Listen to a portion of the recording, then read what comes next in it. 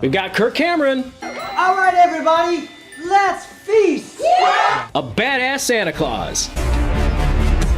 Bible lessons. Baby Jesus is there. The whitest Christmas party ever.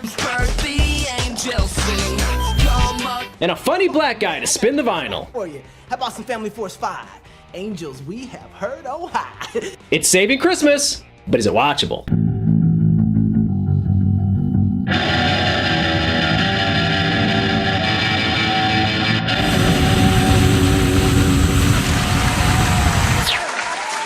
Thank you, artificial audience substitute, and welcome everybody to Is It Watchable? I'm your host, Paul.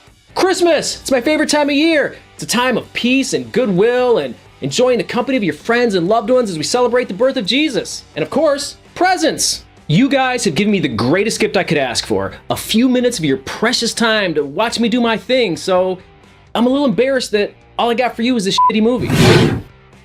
Christmas without Christmas movies would be like Christmas without Christmas carols. They make us laugh, they make us cry, and they make us nostalgic for all those Christmases of yesteryear. No, I want an official red undercover knife to 200 kill by rifle.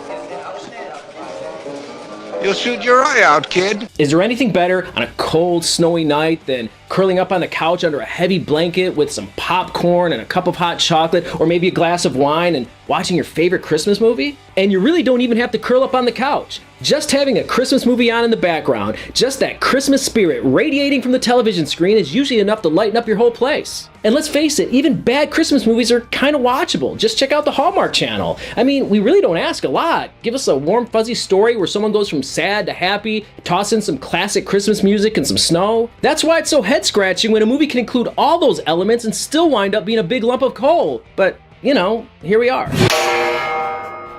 In the opening, the movie tries its best to set the tone right away with a cozy-looking Christmas scene where Kirk tells us how much he loves Christmas, how some people don't love Christmas, and how we often need someone to remind us of the true meaning of Christmas. It's a long, boring monologue. Then, after a slick logo sequence, we get the movie's real opening scene. He's here, sir.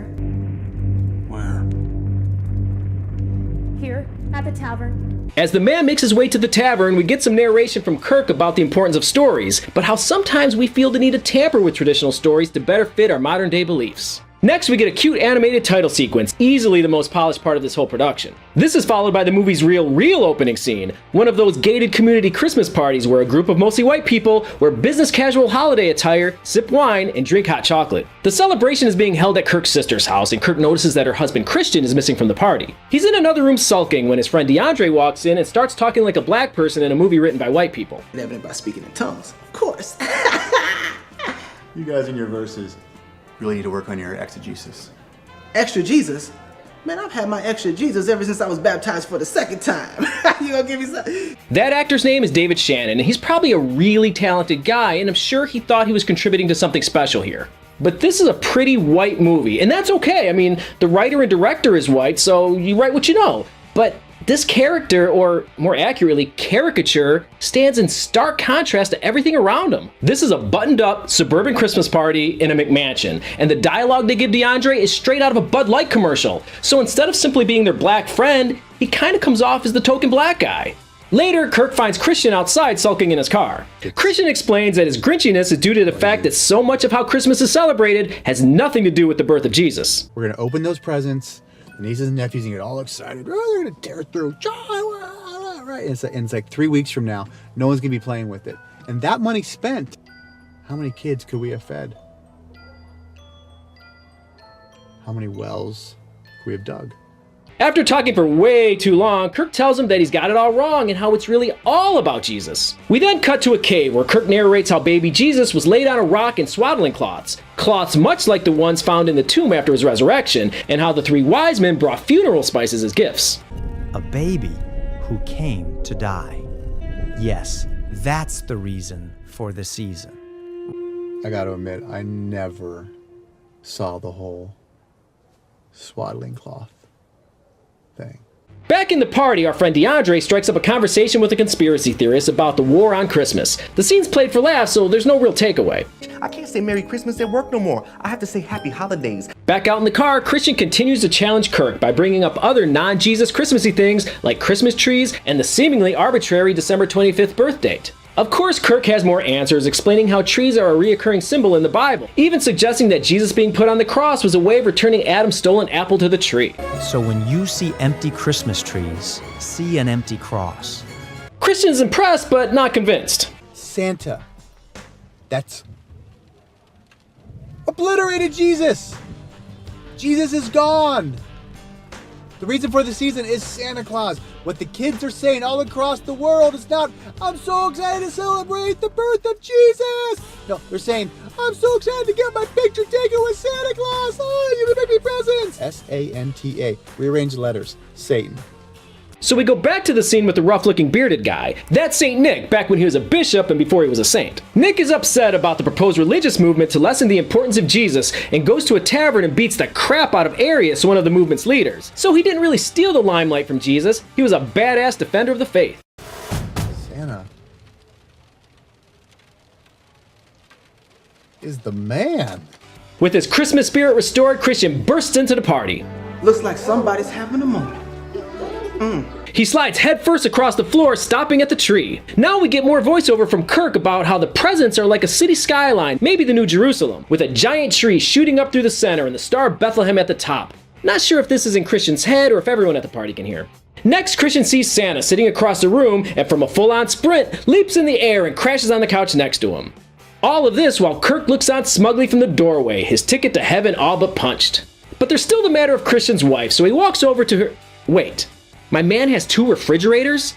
Look, maybe they have a catering business, and listen, how people spend their hard-earned money is none of my business, more power to them. But when you're talking about how cutting back on your family's Christmas could feed more poor people and dig more wells for the needy, while you're living in an MTV crib and rocking 2 refrigerators? And don't be telling me how you have 2 refrigerators, because we all know that the other one's in the garage like the rest of us. Anyway, Christian apologizes to his wife for being such a douchebag. And then, because at this point the movie's only about an hour long, we get a really long dance number. And hey, look who they got the DJ! They dance for nearly 5 minutes before it's time to eat.